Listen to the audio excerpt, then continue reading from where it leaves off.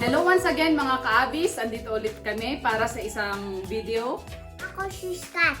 Ako si Dwayne. Ako si Scott. Ako si Dwayne. Samahan nyo kami at gagawa kami ng Dalgona Coffee. Gagawa kami ng Dalgona Coffee. Try natin kung ano man yung mga ingredients na meron tayo dito sa bahay habang wala tayong ginagawa. This is the ingredients. Sugar, and coffee, and mixing bowl, and hot water, and milk, hand mixer, and electric mixer. Dalawa ang version na gagawin namin. Gagamit ako ng hand mixer para alam natin kung ilang minutes magagawa yung whipped coffee. Si Kuya Dwayne ang gagamit dito sa may electric mixer para doon sa whipped coffee. Ang ratio nito is 1:1:1. So nasabi na nila yung mga ingredients natin. So gamitan natin ng instant coffee. Ayaw ko yan. 2 teaspoon ng instant coffee. 1, 2. Tapos, lalagyan ko siya ng Asukal. 2 teaspoon din ng sugar. Tapos, 2 teaspoon din ng hot water.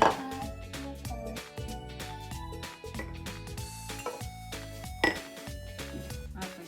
Tapos, yun din yung gagawin ko dito sa kabila. Sa second na bowl natin. 2 teaspoon ng instant coffee. 1 and 2. Tapos, ganun din yung ratio ng sugar. 1 and 2. And ganun din yung ratio ng ating hot water na ilalagay. So, sabay namin siyang imimix. Now, hanggang 1.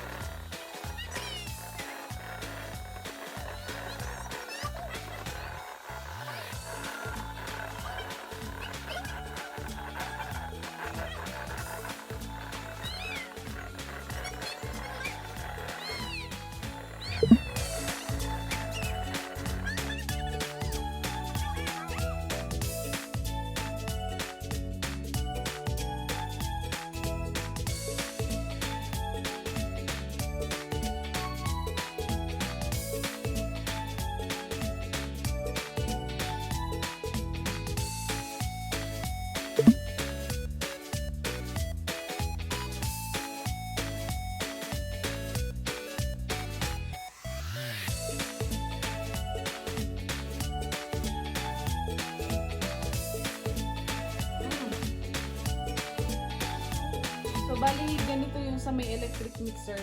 Mas better yata pag hand mixer ang gagamitin natin. Yun. Mga less than 5 minutes pag sa hand. So, usually ang inaano nila doon sa Dalgona Coffee is fresh milk. Eh, wala kaming fresh milk. So, powdered milk na lang ang gagamitin natin. 3 scoops. Tapos, warm water. Oh no! Wait. Oh no!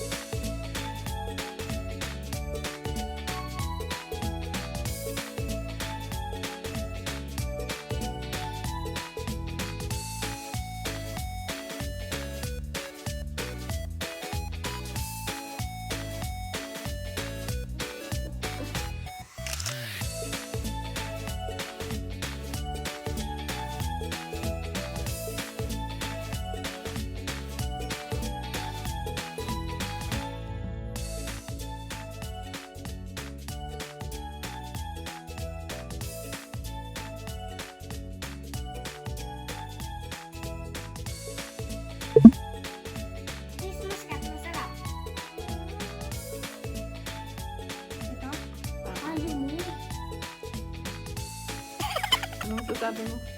Ha? Oh. Ba't masarap? Dagdagan yata natin ng milk.